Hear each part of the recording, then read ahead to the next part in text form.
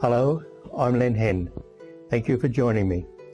I call this exercise Chinny and the River. It's a scene of Mount Chincogan and the Brunswick River. We'll start by painting the sky, then the clouds, the background mountains, foreground mountains, and the background trees, and the water with reflections. Then we'll put in the banks, and then we'll finish off with the big gum trees in the foreground. The colours we use are white, that's titanium white if you're painting in oils, cobalt blue, Prussian blue, phthalo blue, crimson, warm red, warm yellow, raw sienna, burnt umber, and viridian green. You use whatever brushes you wish. I use a 2-inch house painting brush, a 1-inch house painting brush, a size 12 flat hog bristle brush, a size 12 round hog bristle brush, a small fan brush, and a selection of small soft-haired brushes for little twigs. I also use a cranked painting knife. You may paint in oils or acrylic. You can paint wet on wet, or you can wait for your paint to dry during different stages. Well, we're ready to paint our Mount Chincogan and the Brunswick River. I have here my canvas. It's a piece of artist quality canvas stuck to masonite with PVA glue.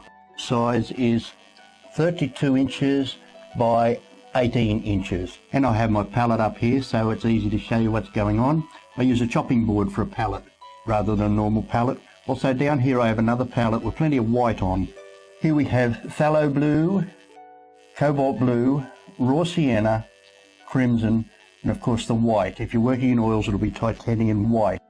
Now this is my acrylic paint thinned out with water and a little bit of acrylic retarder which stops the paint from drying so fast. So let's see how that goes today. I've had a bit of a problem with my acrylic paint drying fast on these big paintings. On the smaller paintings it's not so much of a problem, but on a big painting like this it becomes a problem. And I'll pick up a little bit of phthalo blue and start in the corner, right in the corner. And as I'm painting the undercoat for the sky on, it'll give me a light blue undercoat. I do want to have a very dark blue later, so we'll work across with a light blue and blend the paints together as we go. Make sure you cover every bit of your board. It's a bit hard to come back later and touch it up. Bit of blue, bit of white. I must say the paint goes on a lot easier when you thin it and spread it out even across the top of the sky. Bit more white right in the corner, crisscross brush stroke, and then spread it out. Now we'll add more blue to the corner. I'd like a very dark sky, one of these very blue skies, and then we'll have some storm clouds coming up, some beautiful white storm clouds happening. So put plenty of blue. There's a very strong colour, the phthalo blue, but we can use plenty of it in the corner there. Crisscross, crisscross. And then add plenty of white underneath. Nope, not blue enough. Add some more blue.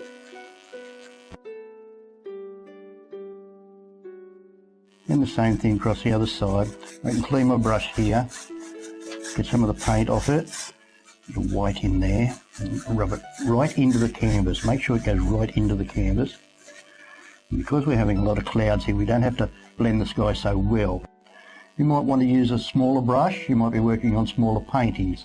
Use a smaller brush. I'm using a 2-inch brush. And I clean my brush regularly. Keep your brush clean. Give this corner a bit of a squirt with water. And then I want to put more blue in. There, that's more like it. Now that works okay. A bit of a squirt of water. And then the blue paint over the top of the other. They're still mixing together. So slowly add your blue to your sky. Make sure you get every bit of it done, and then we can work across here.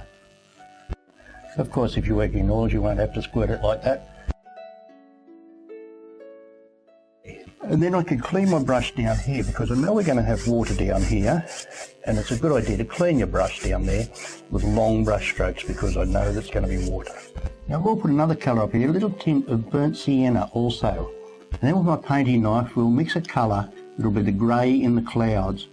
A little bit of cobalt blue, not much crimson, just a little tiny bit of crimson. It'll turn it into a purple, and a little tiny bit of raw sienna.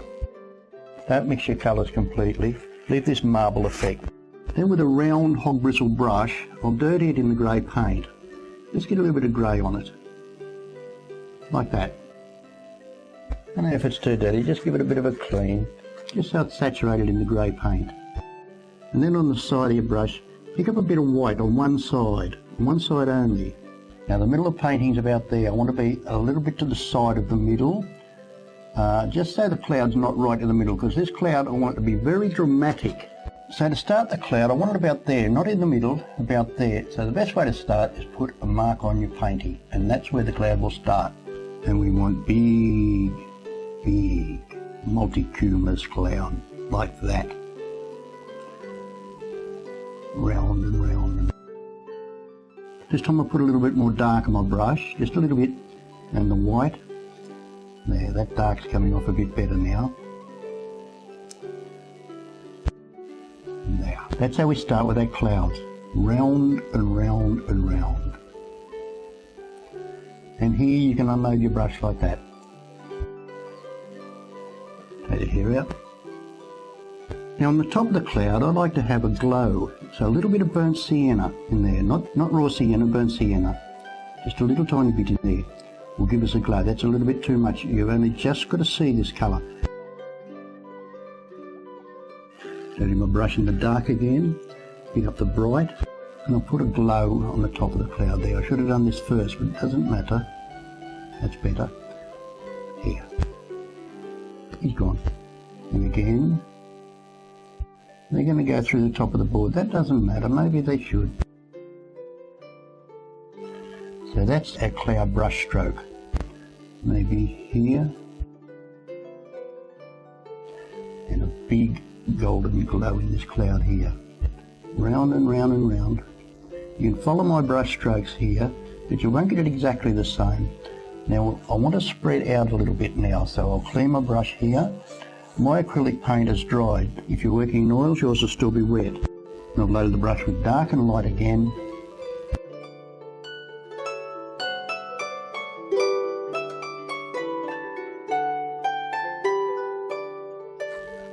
Clean my brush again. Not quite what I want. That's more like it. Now I'm using the softer paint, which I've thinned out. And a few clouds underneath. Now they need to go under that cloud. So we'll brush over the top of that one.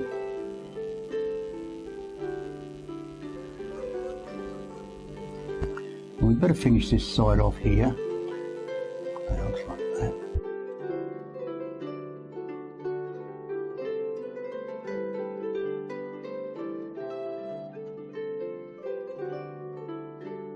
Very blue sky today. Bit of white. And blend them together. There's not much colour in those clouds. I'll put a little bit of grey in the bottom there. Not much. And I'll blend it with a bit of white. And maybe a grey tone here too. So we need the contrast between the light and the dark, the grey and the white, and then a bit of contrast here too. You know, it's still not what I want. I want those great big ones like this. So I picked up the burnt sienna and white mixed together here. That's more like it. And the big one. So you can practice your clouds until you get them right, then put them on your painting. You don't have to practice them on the painting, you can practice them on a practice board if you wish. Put a bit more paint down there, and in the bottom of the sky we can have a glow with the raw sienna. That's the raw sienna that time, and a little bit of crimson, and then over the top again white, and it will glow through the white. And I've lost a little bit of blue there, so I'll put it back in. That's a bit too much. together. So we've got all these tones. We've got the raw sienna into the crimson and into the blue.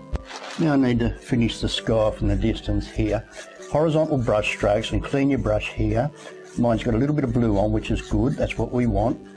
And I'll come in here, I'll put that tint of raw sienna underneath, and a small tint of crimson slightly above it, and then go over with the white paint. Now that white had a little bit of burnt sienna in it, that's okay. And blend up towards the clouds. And you can blend it like this. Now everything you can repair, especially on a sky. Skies are all different. We're not doing a portrait of a sky, so it doesn't matter what it looks like, as long as it's from light to dark. Now up on the sky here I have a little bit of a problem with my paint. There's all different colours, so let's have a little fluffy cloud in the distance here. I've loaded the brush with dark on one side and light on the other. A little distant cloud here. It's a long way away, so don't detail it too much. And from a distance that should look okay. So I'll keep working to finish this one off. A little bit dark there, that's okay.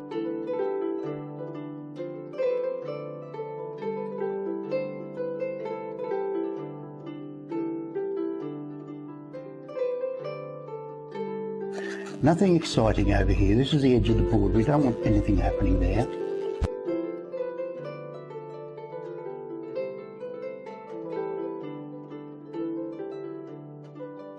The dry brush is best, but I'll clean my brush and I'll clean it down here also.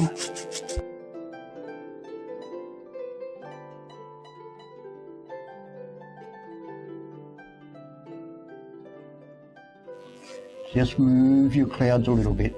As long as the streaks are all in one direction, it's okay. Clean your brush each time after each run over.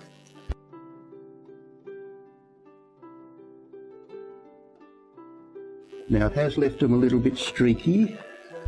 It takes your sky back, gives you better perspective, and it makes it look like it's moving. Give it a little bit of weather. And of course if you want some rain, put a bit of rain in like this. Just a bit of blue on the brush there was there. Ooh, it's really raining there now. For the mountains, I've loaded my brush a little bit of cobalt blue. Let's put it on there about where the mountains are going to be, and put a little bit of white into it. So that's the colour we're going to use for the mountains. By putting it there, we can move it around to where we want it. Mount Chincogan is going to be in this area here. Even though from the river you can't see Mount Warning, I'll put it in there because it is a local landmark, and this is not a portrait or an architectural drawing, it's a painting. And with paintings you make them up as you go along if you want to. Or if you want to paint a portrait of the area, you can do that too. These exercises will help you to learn to use your tools and to arrange things in the painting where you want them. You'll notice that I put the blue on and then moved the white into the blue. This way I can adjust my tones, adding a bit more white here or there. In this area there's a lot of mountains that are rather pointy, and as they come towards you they go darker. And if I put a bit of crimson down here, so I'll keep a bit of blue there. So this is my little tiny palette here, ready to change the colours. Let's go to that mountain and come forward to another lot of mountains. It's a rather rugged area back there. Grab a bit of white in, a bit of crimson, a little bit of raw sienna, a little bit of cobalt blue. Now I'm putting them here. I don't usually do this, I usually mix them on the palette. I'm putting them here to show you what's going on. That's 2 crimson, a bit more cobalt blue, and we can adjust the tones. Well, I think the mountains would go, maybe that one would have a little bit more of the grey tone in it, yes. Looks a bit better. Run the white up into him.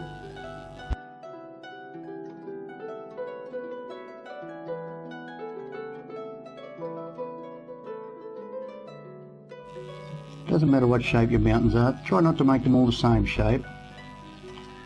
And here this should form a purpley grey. It would be the mountain in front of that one, something like that. I did want a bit more white in there, so I'll put it in. Just be careful you don't form any shapes you don't want. So they look like they're coming towards us from pale blue, a little bit darker, a little bit darker, a little bit darker. I'll just tidy this up here and let that be our background mountain. From pale blue, a little bit darker, a little bit darker, a little bit darker. And I'll put a blue mist in here. Very misty in that valley. And a lot of this we mightn't see because we're going to have a lot of trees. Now Mount Chincogan will go here somewhere. That looks like it's going to be the ridge at the back of the Mount Chincogan. I'll block it in just with a bit of blue. We don't have to copy the mountain exactly. There's two sisters at the back of the mountain like that. And we don't have to see all the mountain. That's cobalt blue I'm colouring it matte in with. It's not intentional. The mountain will be a different colour. Actually, the mountain will be a lot bigger than that. Let's have a look. I think we'll take the mountain right up like this. Yep. We can have this a good picture of Mount Chincogan there. And there's a right angle on top. We emphasise that. And we're changing the shape of the mountain. The mountain is more or less that shape. But as I said before, this isn't a portrait of the mountain. This is a painting. And we're creating a picture people will look at. There's no need to worry about whether your painting is exactly the same as the mountain. What we worry more about is that it's a nice painting. So that'll do for the shape of the top of the mountain. And I've gone straight into the cobalt blue there, which is very blue. So I'll come up into it with a bit of crimson and a little tiny bit of raw sienna in the crimson. And that should knock the blue back, give us a grey tone. You can mix your colours. In fact, I better go over to the palette, we'll mix some colours. I have plenty of cobalt blue right there, a little bit of crimson, not too much, a bit of crimson, and some raw sienna. And that'll form a grey. Now I'll mix them together, and the bottom of the grey is rather reddy, and the top's rather blue. So let's use that for the top of the mountain, and this for the bottom of the mountain. Pick up plenty of my brush, and I'll brush over the top of the mountain again. Oh, that's a blue-grey down here. We'll do this again here. That's become part of Mount Chincogan there.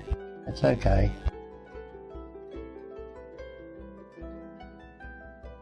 And the reddy grey comes in from the bottom. So it's lighter on top than the bottom. And block all the mountain in like that. As long as you have pleasant shapes here. What I call pleasant shapes is curves like that. Not curves like this. Just pleasant curves. And brush your undercoat in at the shape of the mountain. Brush them in for the shape of the mountain, down this side and down that side and across the bottom. That's the undercoat for the mountain. And I've picked up some blue and white here. Oh, it's gone red. If you're working in oils and you come to a point where you haven't got what you want, you can scrape it off and clean your knife, and then I scrub it in. For instance here I want a blue tone rather than a red tone. So then I'll go back with a bit of blue and white on my brush, still getting a red tone, touch up with a bit of blue, and they give me a blue tone.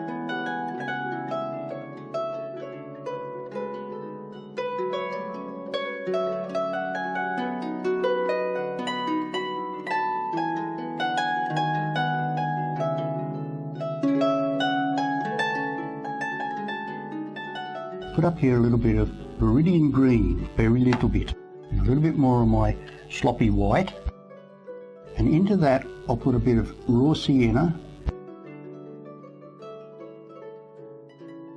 I'll put quite a lot of raw sienna in there, and then a little bit of blue.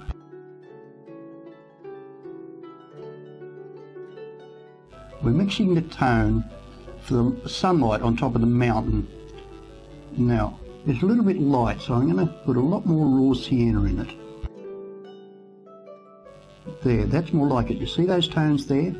Now, here comes the viridian green. Very strong colour. Sometimes this is just too much.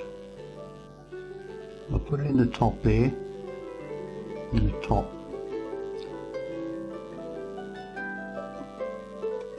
We have to be careful not to go too green.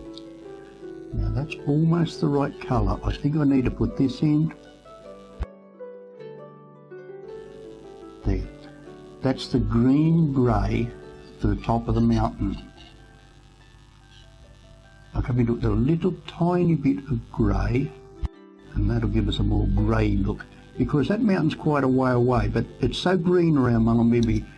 With my round hog bristle brush, I'll clean it first and then put plenty of grey on it. So there's the grey. I'll put the grey on one side, and because it's saturated with paint, it's formed a chisel point, and that's what we want. So the grey is on one side. If you're working in oils, you might need to put the grey on. Your wet paint will be grey on the mountain anyway, and a little tiny bit of colour on the tip. See that little bit? Touch it on. I think that's a little bit too brown. I prefer it go greener. Go back again. Put a bit more green in it.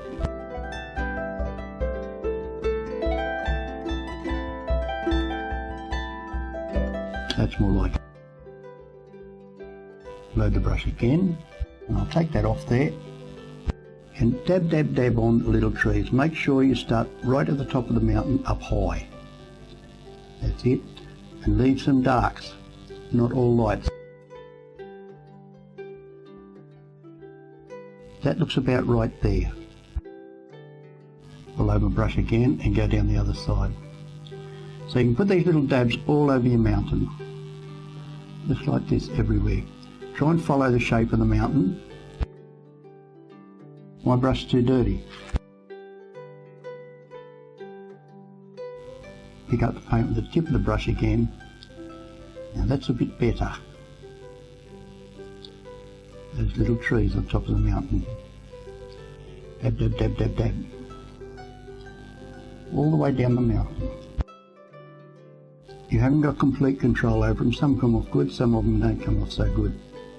But them ones are okay. And have a paddock, clean the brush like that. Straighten this lot up. You need to practice this brush stroke to get it right. And down the other side of the mountain. Ooh, nice shapey, we need a nice shape. That's it. Clean it across here and up that hill and down there. You dab it on. Now we have a few goes of this. We put them on first, and then we can block out the sunlight and have a bit of shadow. So just put them all on first, and there's a bit of shadow up here, so we'll block that one out. And any dark spots like that, block them out also. Now my brush is starting to shape right. That's better.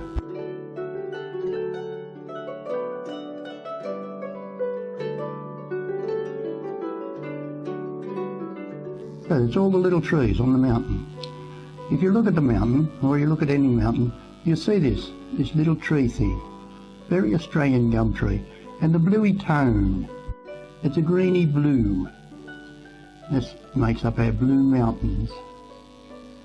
Of course you get different effects in different areas, but this is the Mullumbimby look. And right down over your mist. I added a bit dark there, that looks a bit better. Put a bit more dark on my brush that time.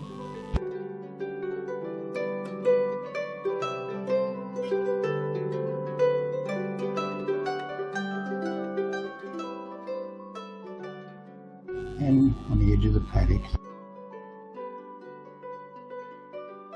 Bring it down into the mist. The mist will show through. You'll see it from a distance in a moment. That's the dark. Get rid of him. Knock him back a bit. And down the ridge. Well, when you mix your paint, make sure you mix enough, because it's very hard to get the same colour again. And you won't get it exact. I never got it right yet. But you get it close to the colour. Now and then you get it right.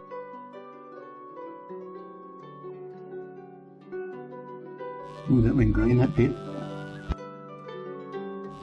That's okay, it's coming towards us.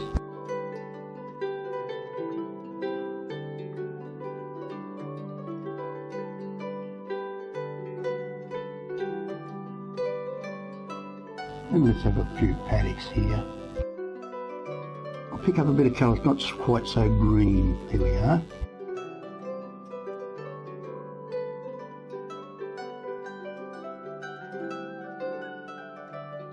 A few trees. I think it'll be better with a bit of dark on my brush. Yeah.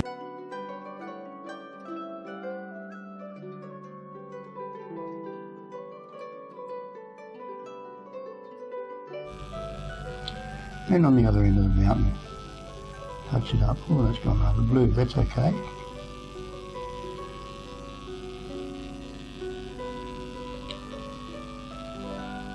That one's a bit closer to us here. Dab, dab, dab, dab, dab. All little bits and pieces. So the mountain's looking a little bit mottly. Ooh, there's a lot of dark on that one.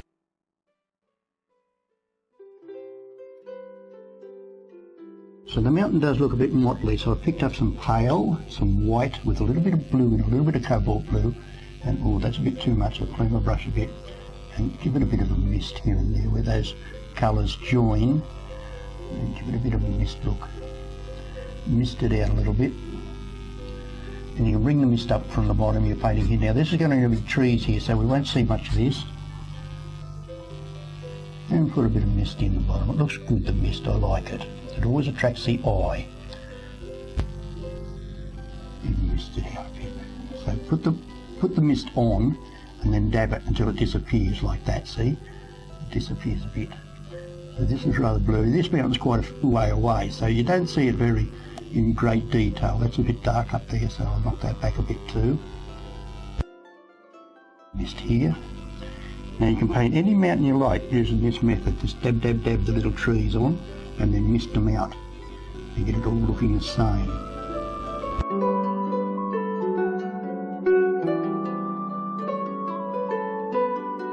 So that's the mountains.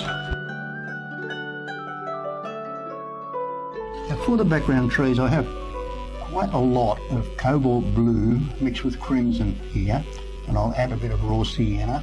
If I add the raw sienna it turns a grey rather than a purple, and don't mix them completely, but there's a lot of paint there because we need a lot of paint. There's a lot of trees in this picture. My palette is a hell of a mess. I always end up with a palette like that, and I'll pick up a lot of paint with a hog bristle brush. And the question is now where to put the trees. So, well, we know this needs blocking in, so let's just block in everything that needs blocking in. Don't stop here on top of your mountains, go above the mountain, go well above it, and there. So colour all that in. Don't mix your paint completely too. You'll see there's blues and crimsons coming off, all different tones coming off here, all different tones of grey, and block them in with a down brush stroke, which opposes the background brush stroke, which again gives you a bit of perspective. Even though it's an undercoat, it is important to put your undercoat on in the right direction. Block these in. These will be trees along here, not necessarily exactly this shape.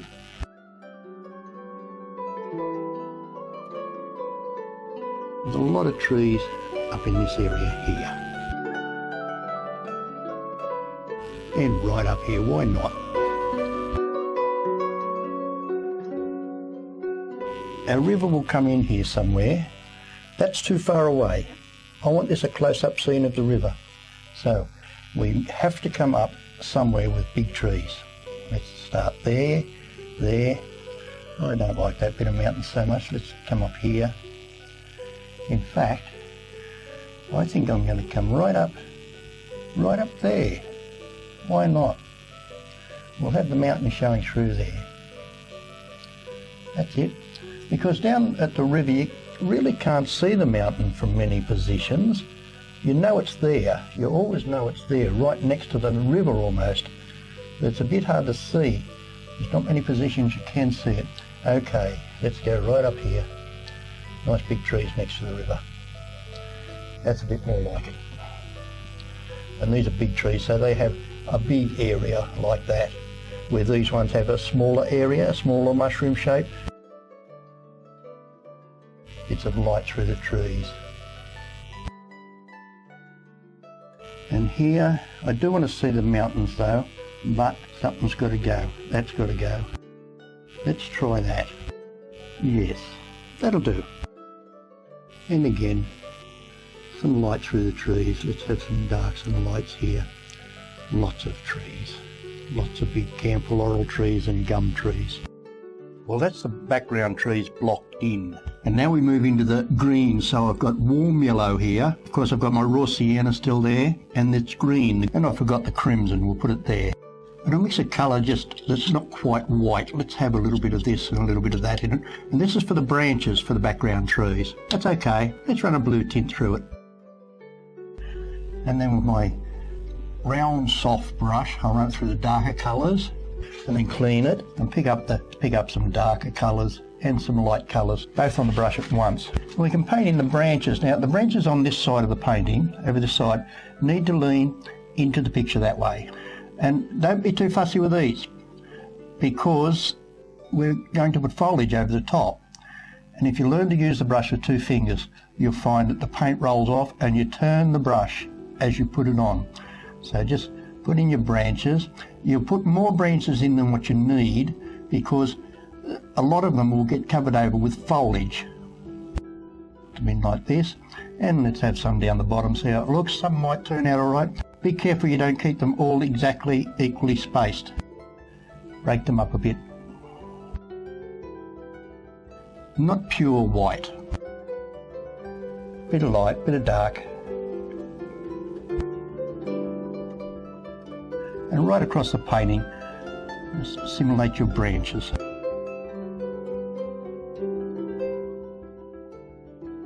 These are all types of trees. There's camphor laurel trees, there's gum trees, and there's a few pines in there too. We might put some pines in a moment. And there's a smaller brush. We use that on the distant ones. I'm not real happy with this being right in the middle of the mountain. You see, it comes together and that's in the middle.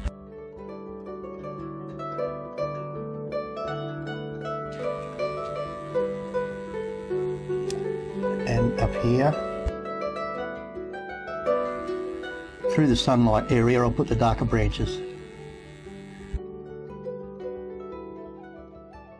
That was just blue and white. That's all, the cobalt blue and white. Clean my brush there. Now for the foliage colour. I always have a bit of paper in my other hand ready to clean my knife. I know we need a yellow and a bit of white to start with, so we'll put that there. And then add the littlest bit of the viridian green, like that. So that's too bright and too white.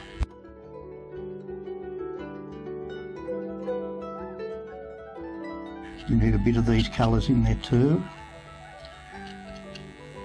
and a bit of this colour to take it back a bit. And there we have a mixture of colours, and that'll give us the tones for the background. Now I'm going to try a little brush. This is a little house painting brush. Let's see how it goes. I'll clean it, I'll dirty it in here, I'll load it with dark paint, clean it, and then a bit more dark paint on, going towards the blue tones. And then I'll pick up, oh, I must get it the right shape first. That's about right. Pick up some tones like that with the different colours. There's all the different colours of the greens there. And I'll start on these distant trees and start painting the foliage in. Now this is above the dark. Well, that paint's rather thick. There's a lot of paint on there. Let's try here. That's okay. I'm not following the trees exactly. Okay, not too bad. Now this tree I'm not happy with. I'll bring in the shape the other direction now. Yeah, so dab it on. I've got a bit too much paint on the brush at the moment. We'll clean that up later. That looks a bit messy. I think it'll work better on these bigger trees here. That's better. And the bigger trees up the top. That's better. You do need the dark as well as the light. Pull the brush into shape again. Pick up some more paint and continue. That's the sunlight on the top of the trees. Now get them into this gum tree shape where they seem to form umbrellas. There's an umbrella there, one there, one there. This has got a little bit too much raw scenery, but you can't get the same every time. That's our distant trees. And then again with the little round brush, we touch up the branches, make them neat, make sure they cross each other here and there.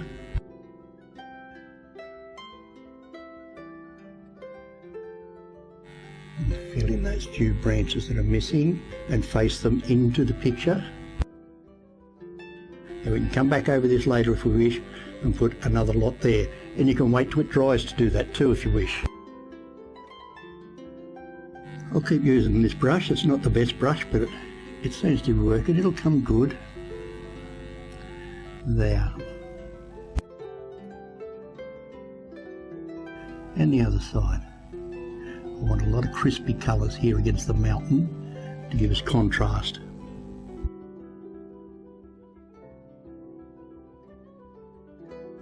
And again, I'm using the tip of the brush, just the tip of the edge, and just watching what comes off. Of course, they're not as bright as they could be. They could be a lot brighter, but we need the bright colours for the foreground. There. So you use your favourite brush when you're doing this. Sometimes you get a brush that looks great. Now that looks okay. There, it's not too bad.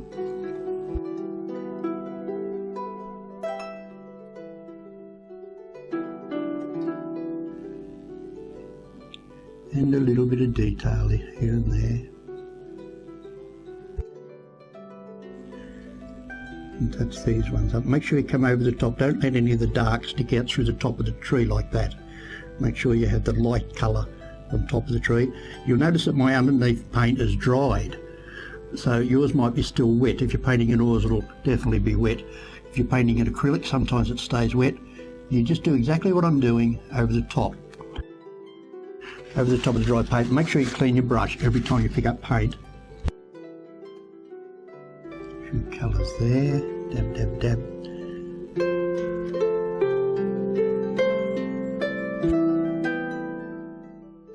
And on the top here, I'll pick up the bits that had a little bit more white in them. You see that? A little bit of bright on the top there. Now that's just the light, the sunlight on my brush, not the darks. There's a little bit of dark and light. So I'll put a little bit of dark and light along the top here. Gives a good contrast up against the sky.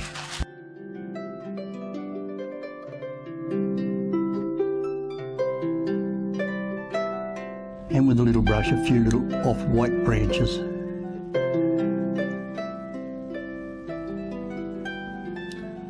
Just here and there.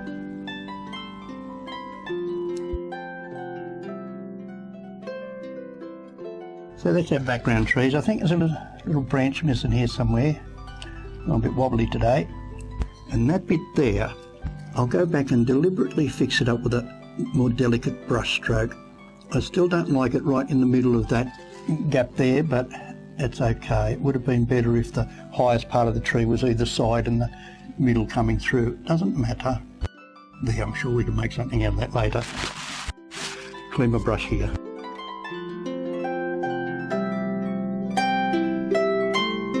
So now I think I'll paint water all over the bottom here. Let's paint it right across like that. That's a horizontal brush stroke. Now this will be dark here, so if you're painting in oils, don't put your white there, leave a bit for your dark. And then we can put it on if you wish. We'll scrape it off later. I've got a thinner paint here and it's going on really well, so make sure you do thin your paint so it flows off your brush. And we can have water right across the bottom of the board if we wish. Why not? That'll do. With a little bit of phthalo blue, I'll start in the corner and brush some phthalo blue into the corner and bring it up into the white. Horizontal brush strokes again, and as you come up, your brush will run out of paint. And that's okay, that's what we want. And keep it white in the distance. Let's have a lot of phthalo blue here in the corner. That's better. It's a very dark sky, so we can have a dark water here.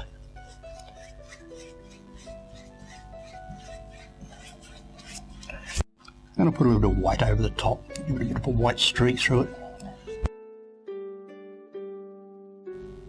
Now the reflections. These reflections here will come down about like that. And these ones come down here. There. darken that in. Get your colours and put your colours in. Copy what's up here roughly, not exactly. You can copy it exactly if you want to, but I don't think it's necessary. Something like that. And then before the paint dries, with your big brush, as clean as you can get it, and pull it down in the water. Then clean it, down, clean, down.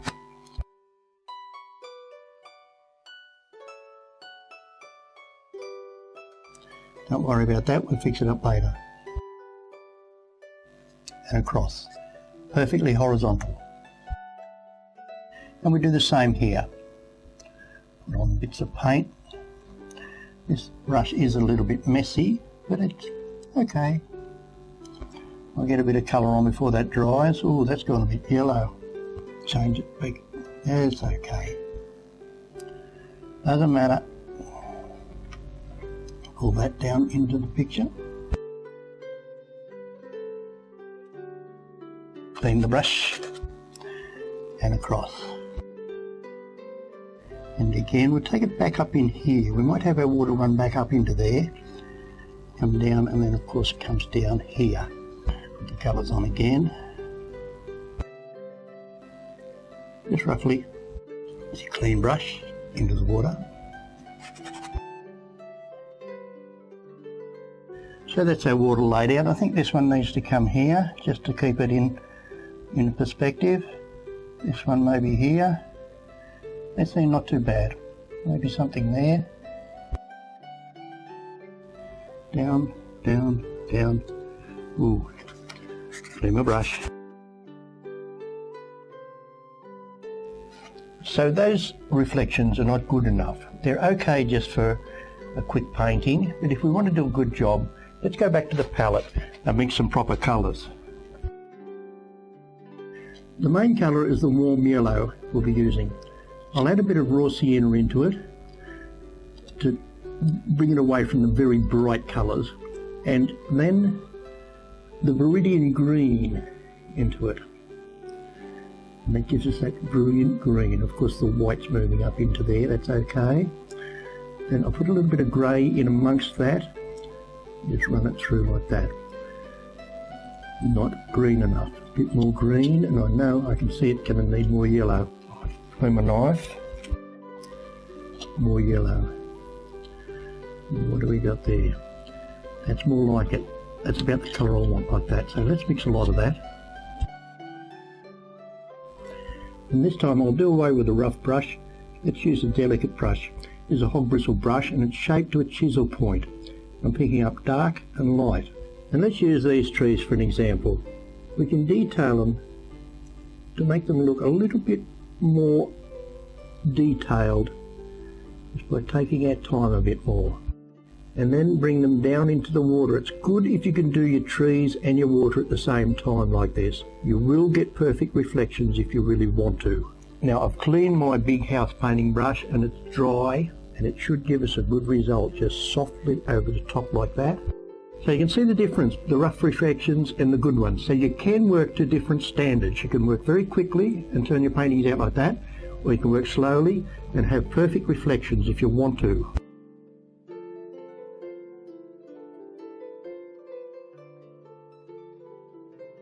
Turned out yellow there, and that's just what we want again, softly. Now because I've got a little bit of a thing here, too much, up here we can put it to compensate. So I'll continue now and detail these reflections to a better quality. Like that. If I'm lucky I can use this brush.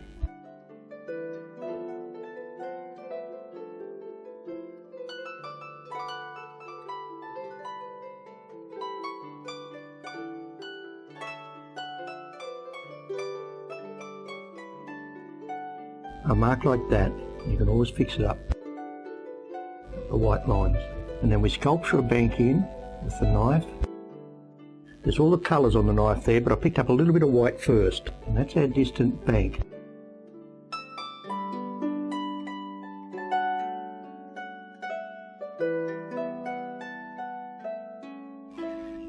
under your bright bank, always run a dark line. That knife has a little bit of dark right on the edge. I just touched it in the dark paint and put it there.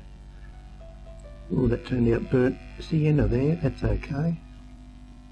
Then clean your knife well and touch it in the white paint and put a white line under the dark line. They must be horizontal. They must run parallel to the bottom of the board.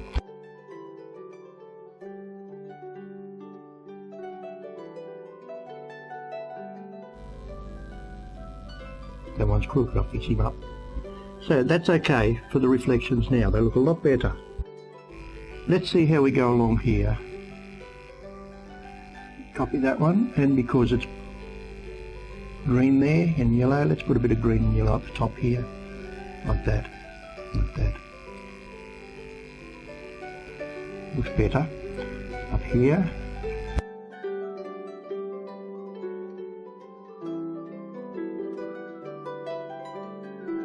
That should look better. And with a little brush, I can bring the perspective in with some white lines. Help to detail what's going on there. And there will be a white line there, one there, very softly. And with the lights on our bank again, sculpture them on with a knife. It's too white, I'll put some green over the top. Then a little bit of crimson. Then the dark line is slightly bigger because it's closer to us. And with a few lighter colours, we'll turn that dark line into what looks like a few rocks here and there. That was burnt sienna and white mainly. And then the white line. Because that bank comes round at a little bit of an angle, we mustn't bring our line round at an angle. We bring our line in there, and then in there, like that. And I'd like to see a white line back there somewhere to attract your eye around that corner. And then with a fan brush you can just touch up the bank here and there while the paint's still wet. And if you wish to put shadows in, you can put shadows in here and there too. And that's a typical little bank. So we need to do this right across the painting. Detail our reflections, make them look like what's above them. Light and dark. I have light and dark on my brush. I turn it that side for dark and this side for light. Pull them into the water. And so on. Add the branches. Not exactly, but put them in.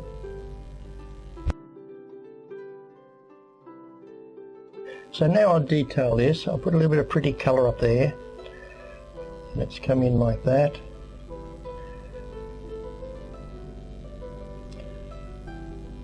You know, the bank goes along there, so it's not too much to happen there. And down here, comes down like that. That should look better.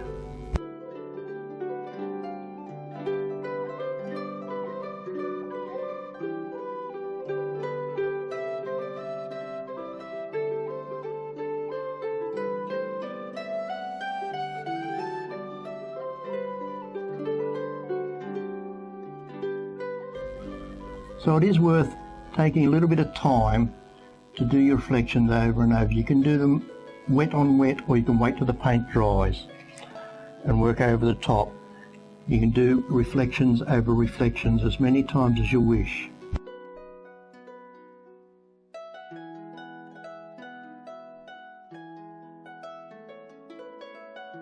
And you can fix mistakes, such as that mark in the water there. I'm glad it's there. I can show you what to do about that. You put a dead tree in, and then there's an excuse to have the mark there.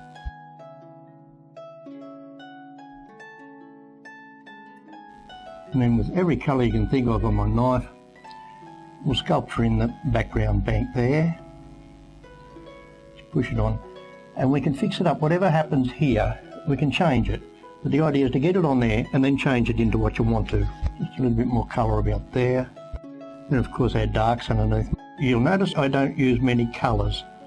I always work with a limited palette. I find rather than use a brown, I'd rather mix my red and blue together, or my crimson and my blue together, with a bit of raw sienna, and use those colours all the way through the painting. A few brights here and there on the rocks. Now if you want to put your rocks in exactly where you want them, go ahead and put them where you want them. But otherwise, just dab them on. Just make sure also that they're not exactly the same distance apart, and they're not all round or they're not all square, that they're all higgledy-piggledy different shapes. Over here I imagine the bank would be a lot bigger. So clean my knife and put on quite a big bank here.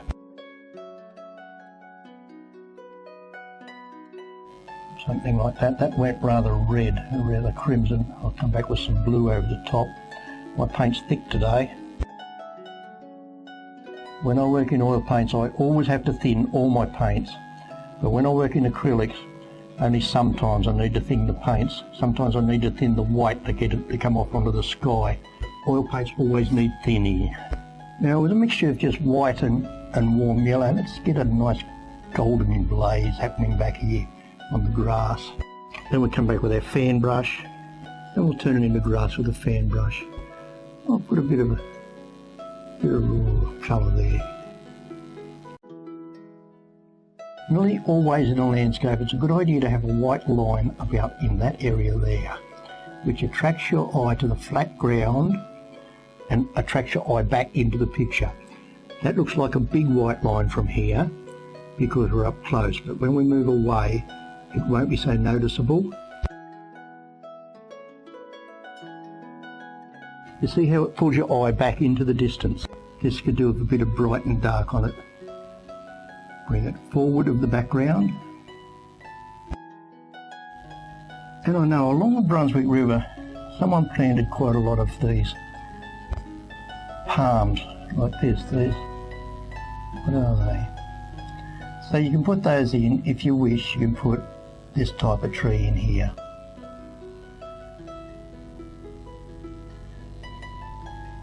Norfolk Island palms. Yeah, there's a few of them. You can always put them in if you wish. I'm not going to go too much detail with that, but if you want to put them in like that. Of course, the reflection will come into the water like that. And a bit of light and dark on your little brush. You have the centre of the palm, something like that. Fix up our reflections. We'll have a bit of a shadow underneath it. There. That's our palm. I know there's a few down along the river, and while we're up close here I'll put the white lines underneath the bank here, horizontal, very horizontal. Clean your knife every time before you pick the white paint up. And any mistakes on your painting, run over them with the white line and they become forgiven when you put the white line over them.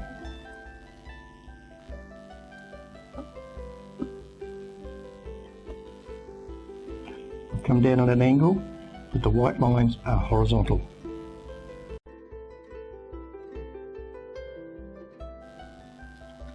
Don't stop your white lines on a reflection where it starts and stops. Make sure they carry on the reflection. Regardless of what's there, the white line goes over the top of the lot. Always have a dark line under the bank.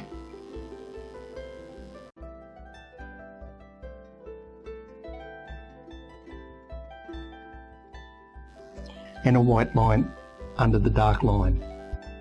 And a few white lines here and there. Just make it look like ripples.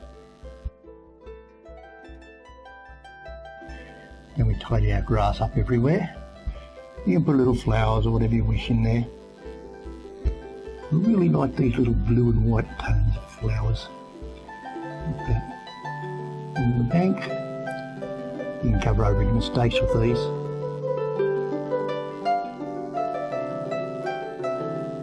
Oh, that's a bit too much. Looking back, that's it. and a few here.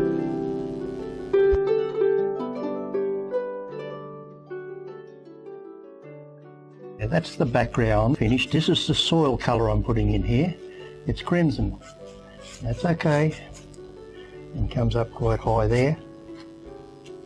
And I'll put some blue over the crimson to give us a grey tone. And fill in all this with whatever you got on your palette, just your dark colours. Don't put any white in here. Crimson, blue, that dark green, we can put some of that in there and fill in the corner of the board.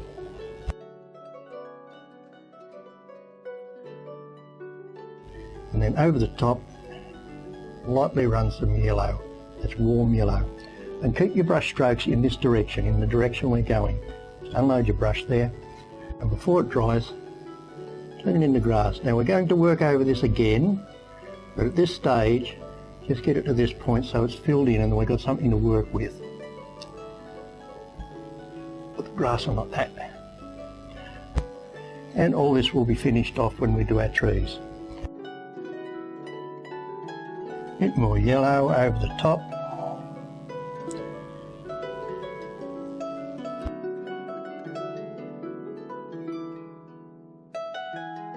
And I'm using my little house painting brush now. Even that can be used to turn it into grass.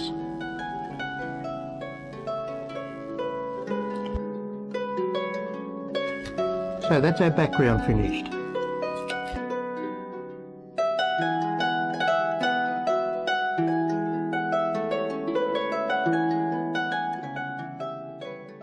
I've tidied up my palette again for the foreground. I have bright red here, that's vermilion red. I still have my crimson, burnt sienna, cobalt blue, we'll need a bit more of that, warm yellow, viridian green, raw sienna and burnt umber, plus my white. I put in a gum tree on the other side of the river. I'm going to use my painting knife. I'll pick up burnt umber and burnt sienna and white on the other side. Oh, touch of red, touch of crimson, touch of blue. Keep away from the yellow. Let's see what we get there. Mainly burnt umber and white. And I'd like a tree coming in here somewhere, not too big, about, well, let's do one here. Let's do one about there. You'll notice I've got the light on the inside of the knife, so it's on the inside here. That's to attract your eye into the picture. Now I've loaded the knife again. Let's have another one. Let's say here. How does that look? They're rather tall for beside the river. Usually they spread out near the river, but we'll put some branches coming out later. Clean my knife and reload it. And maybe we can have something like this happening. One coming like that, sort of hanging over into the river. How does that look? Okay. And it might have something like that on it. I'm careful to keep them coming into the picture. And then with both light and dark on my little twiddly brush, my soft little brush, I'll put in some branches.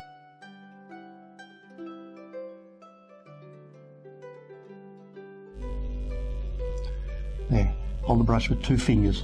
You'll find the paint comes off the brush much easier if you just let it touch on there and let it do its own thing and twist it. Twist it in your fingers as you pull it up.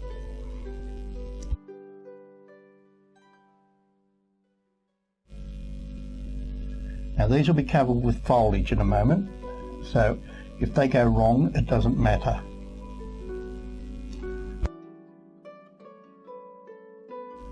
I'm glad our background's pale. It's easy to see the branches over the top. I'm putting a lot of paint on there. It's quite a lot of paint. And twiddle, twiddle. Now don't need to put them all on yet. We'll put the foliage on now. And for the foliage I'll mix some more grey, and I'll put a little bit of this viridian green into the straight yellow. That, well, not too much. It's such a powerful colour that you have to be careful. Now that was about half a match head in there, so it's very, very little bit. A bit of white went in, that's okay. And pick up the dark on one side of my brush and the light on the other side. That's both sides of the brush loaded at once. Dark on one side, light on the other. And start at the very top of your tree, the highest part of it. You need to decide where is the highest part of the tree. Mine's up about there. all good. It might cover some of those clouds. I didn't like those clouds. So we're going to start on the one that's furthest away, which is that one, right up there, like that. And then another dab. Now the dark and the yellow mix together, and the yellow turns green. So I just need a little bit more yellow on there. Let it hang over the mountain, give you a bit of perspective. And then right up the top, same thing. Dab, dab, dab, dab, dab. I'm turning the brush, let whatever colour I want to come off. If I turn it that way, I just get dark. If I turn it this way, I get colour. So I can adjust what I need. And gum trees always seem to form this umbrella shape. So try and get this umbrella shape happening. You might prefer a different shape of your foliage. You can bring it down, each brush stroke bring it down like that. That's another way of putting gum tree leaves on. It's up to you. But I'm putting it on like this because this is the easiest way for someone to learn to put it on and to learn to use the tools. There we are. And on the top of the tree, while we're here, let's add some beautiful yellow buds. That's probably a tallowood. Oh no, it's a blackbutt. And over here, even though there's no branches, we'll put the tree in, get it ready. We can put the branches in later. Do try and keep this umbrella shape. Maybe a little bit here. And one dab there. Now my little brush, I'll put in the rest of the branches, here and there. It's a good idea to put the light coloured branches in the dark parts of the trees and the dark branches across the sunlight. So whatever's coming off your brush, if the white's coming off, move it to the dark part of the trees. And if the dark's coming off, move it to the sunlight area so you can see it.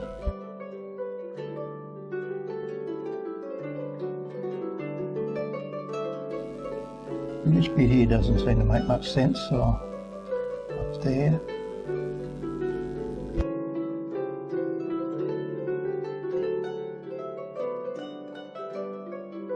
Down in the water, we need reflection, what's happening there. Put it in like that. Bits of dark, big one here. It's quite a long one, that one. One coming across it there, and one there. Put the white, the dark, just roughly. And what do we got here? We've got a branch, about like that. That one goes straight up, it's okay. This one comes out about like that, and this one's broken up. And a little bit of colour, not much. Then my big brush is dirty, so I'll need to use this brush down like that. Clean it, clean it, clean it every time. Straight towards you. If you haven't got much paint on there, it works okay. If you're working in oils, you do exactly what I'm doing, but very lightly with your brush stroke, very lightly. Now I'm going to give this a bit of a brushing because mine's dry underneath, and so I can give it to it like that and get away with it. But you be careful doing this, because if you're working in oils, you'd end up with a mess. Now, like that over the top like that, and that should take it back a little bit. And then tidy up my white lines straight over the top again. These should be very pale blue lines actually. If you want to paint correctly, put very pale blue lines here. I've got a few too many white lines also. It's not necessary to put this many on. Sometimes the river, when the wind blows, you see them move along quite a lot. But because I've got so many mistakes here, I do need to put quite a few there. Whichever brush you want to use, tidy up the bottom of the trees. I've got this burnt umber here now, so I'll need to continue it down onto the bank a little bit. Otherwise it looks a little bit odd. Because we're close here, we can use the burnt umber. But in the background, burnt umber is a foreground colour. It should only be in the foreground on this painting. And a few bits and pieces that'll give us the rocks back again. And I'll put some flowers around that. I have the fan brush loaded with dark on one side and light on the other. Let's see what we get. Oh, there's a few little flowers.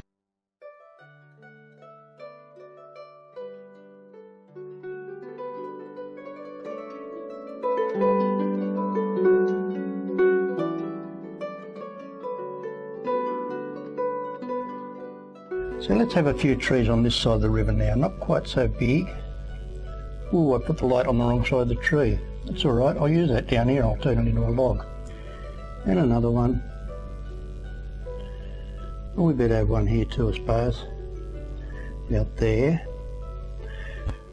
Now we'll detail these with a little round brush. With a log, whenever you do a log, put it out like that. A lot of this exercise here I'm doing to show you how to do things, so I'm not trying to paint a perfect picture. We'll continue our trees and coming in towards the river. These are quite tall trees to be in an open space like this. Usually trees in an open space spread out a lot more.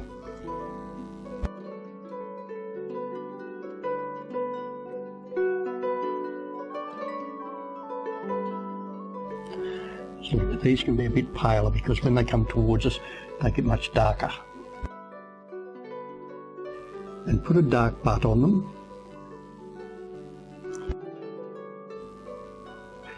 And we can have bits and pieces laying on the ground here. Burnt sienna and white there, and a bit of burnt umber in it. That's okay how it is. I'll put a white line down the inside of this tree. And again with our foliage brush, dark on one side, light on the other. Dab it on. This is a size 12 round hog bristle brush. It's gone to that shape because I stood it up in the cleaning bucket, but it's quite handy the way it is. Dab, dab, dab, dab, dab.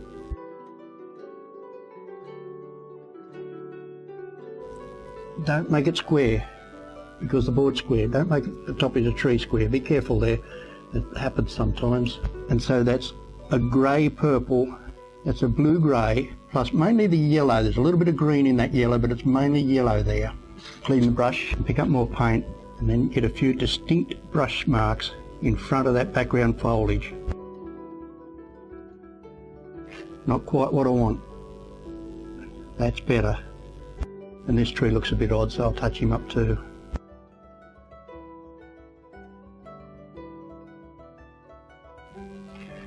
And then with our little round brush we can touch up all our branches. I think white branches look okay back here, but they should be off-white, not pure white. Slightly off-white. Mine are mixed a little bit with burnt umber.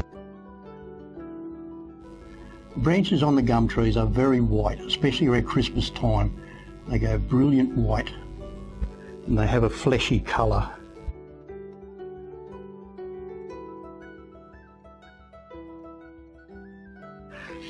Now on my brush I have a little bit of bright red. I'll just touch it a little bit here and there on the trees. Now not much. On our forward gum tree here we're going to have a lot of red.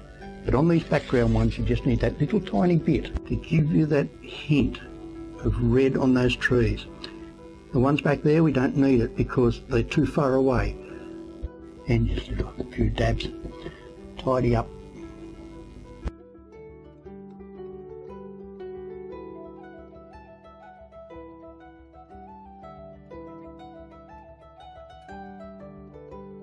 What always looks good is a little bit of bright in situations like this.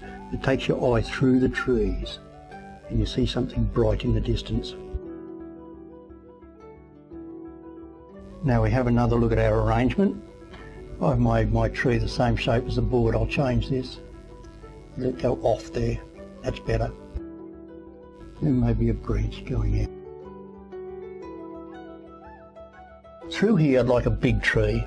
You don't need to put it in if you don't want to, but I want to show you how to paint them. Come down through there. That's one big gum tree. Brush him in.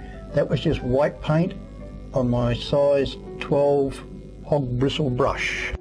And the idea is to put it on and then move things around to where you want them. Let's have a branch coming here and cutting in there. Why not? Oh, it turned green. Oh well, it's a green branch. And because that branch is so big, the tree will be bigger down here. And let's have another tree right through there. Now don't put it on the intersection where these join. It becomes confusing if it's there or there. If it comes through there, it has to come through the middle of that. This one can slope that way and then it needs to come back to the riverbank here. Something like that. So I've got a bit of paint down there, it's easy to pick up. There, like that. Clean the brush. And it should have branches. I'm not real worried about my clouds. If If they turned out perfect, I wouldn't have put the tree in. But it'll take practice to get to learn to use the brush if you haven't been painting before, but it doesn't take long. I have to hurry along because before the paint dries, I want to put these tints in. There's a red tint there. Now that's warm red, that one. I'll run it down the inside of all the trees. Warm red, these are all the same sort of tree, that possibly blackbutt. And warm red there. Ooh, that became big, that's all right. It's a bigger tree now. And on the outside of the trees, this side, let's say that's the light side and this is the shadow side, I'll run crimson down here. The crimson, and crimson down the outside of this one. I'm twisting my brush. I twist the brush and the paint comes off as I wish. Keep these white. And here I've got the littlest bit of Prussian blue. Got a bit here and there down there. Because we do need the three colours in the tree trunk, there is three colours in everything like this. There's yellow, blue and red. Blue is a different blue from the background, therefore it'll give us a little bit of contrast too.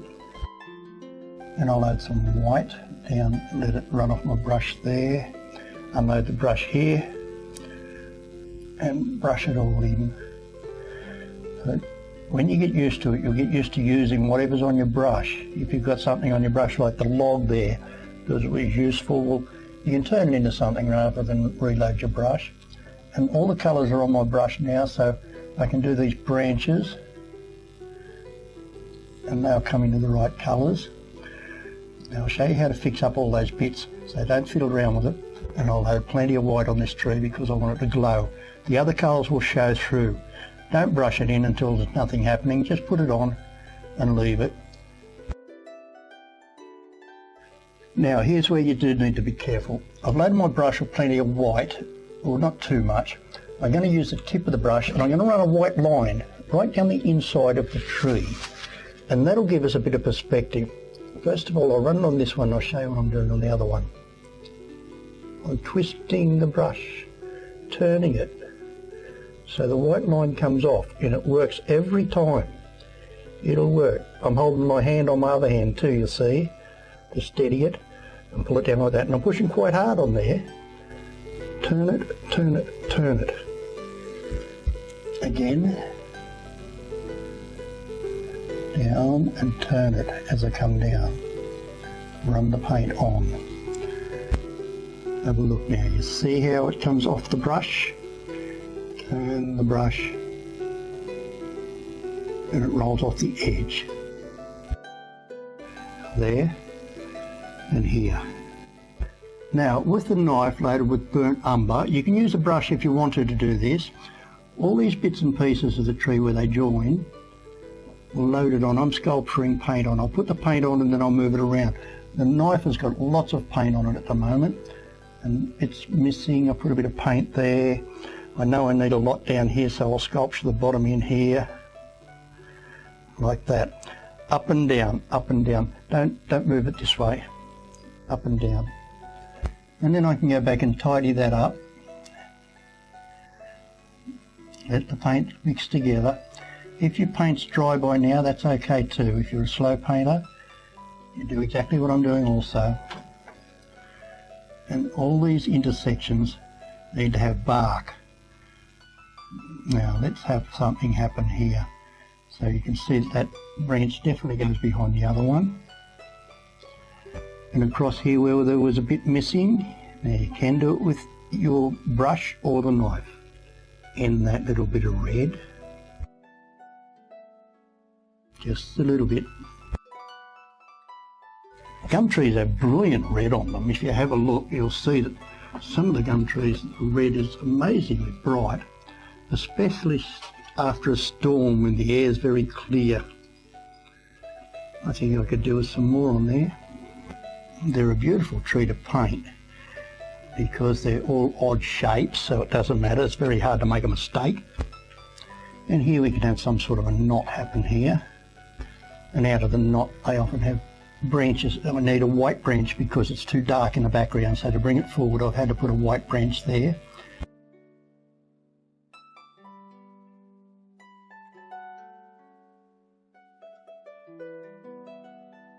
While there's a bit of paint on my brush hanging off like that, bits of bark hanging off the tree here and there. Any mistakes in your tree, any holes, just turn into a bit of bark.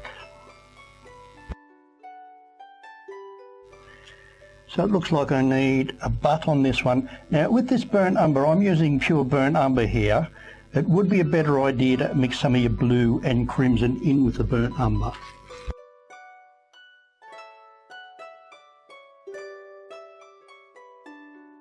Make sure the tree meets the ground. And again here, into the ground. Now I've got a lot of red on my knife now. Put it in like that. I don't advise you to come back over it with a brush. Put it on and just let it happen. Let it go where it wants to. As long as you just do that, it usually turns out really well. And down this side, a bit of white, a bit of white. Now this is a great opportunity here to put a bit of bark hanging off. Like that. Here again.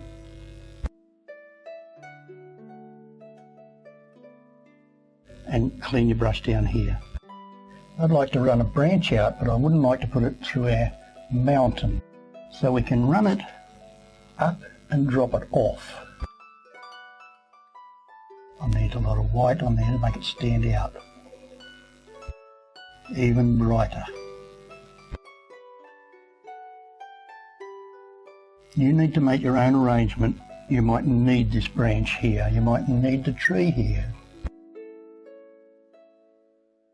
So up the top again. We'll finish our branches off. You might want to take your time. I twiddle the brush, 2 colours on. I don't worry what the colour comes off.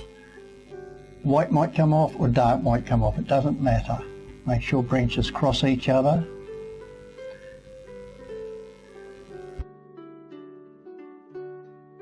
And I'd say there'd be a branch something like that there because of the shape of the tree. Now my palette's back to its usual mess, so I'm just mixing all the colours together. That was burnt sienna and the green, and I won't put the raw sienna in, that'll lighten it, but I'll put that very dark green in, blue, crimson, and all those colours together, because we just need a bit of foliage now. And I'll put a heap of yellow up there ready too. Now, this brush doesn't look very healthy, but it might work. Dirty it on one side with the dark, pick up the light on the other side, and this will turn green because as soon as another colour touches it, it'll turn green. As soon as a bit of blue or green touches it, it'll turn dark green. And let's go to the top of the tree. Dab, dab, dab, dab. I want these brush strokes to look different than other brush strokes because they're much closer. Put them on like that. You don't want to come down too far because the mountain's just under there. Give them a bit of a run down. A bit of a down look. There. That's the effect I want. Not too much. Just that little bit of a down bit. There's 2 colours on the brush at once. And I imagine there'll be a bit down there. Be careful here you don't leave an area that will attract your eye. If there's a big blue bit there, it'll attract your eye. So have enough foliage to cover any big blue bits. But you still must keep your tree looking in perspective or looking like a gum tree. And here now, that's the edge of the board. I'll keep away from there. I can have the blue bit there, I'd say.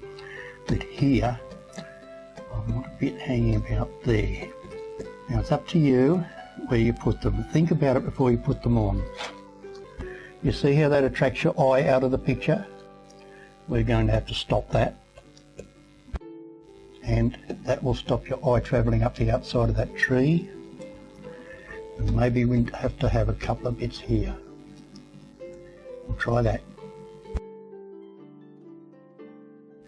And then with a little round brush and some very pale tones, put in a few smaller branches here and there. Not a lot.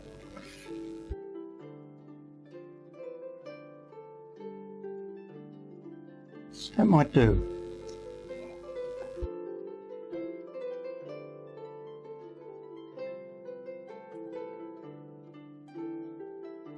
And I just use the rest of my paint up to give us some foliage down here. This can be very dark and very light, this bushes down here. There we are. Just a few little bushes down there.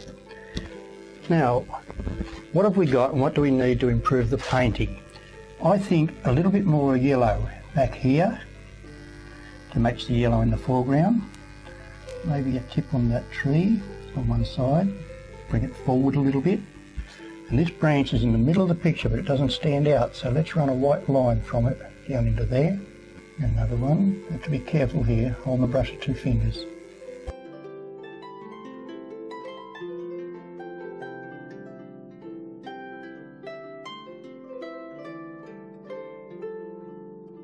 You don't need this branch if you don't want to put it in. And then a dark line to run beside it. And there's always bits and pieces laying under these gum trees, so we must put that back in. That's better. And just tidy up a few bushes. What else? Still not happy with that white line. I think that's better. And a white line to break this here. Those white lines are confusing. They look like they join onto the tree. Let's knock them back with a bit of colour.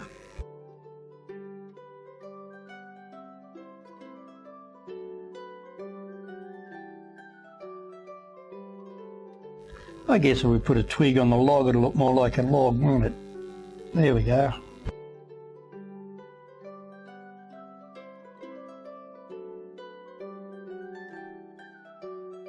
That's our Mount Chincogan and the Brunswick River.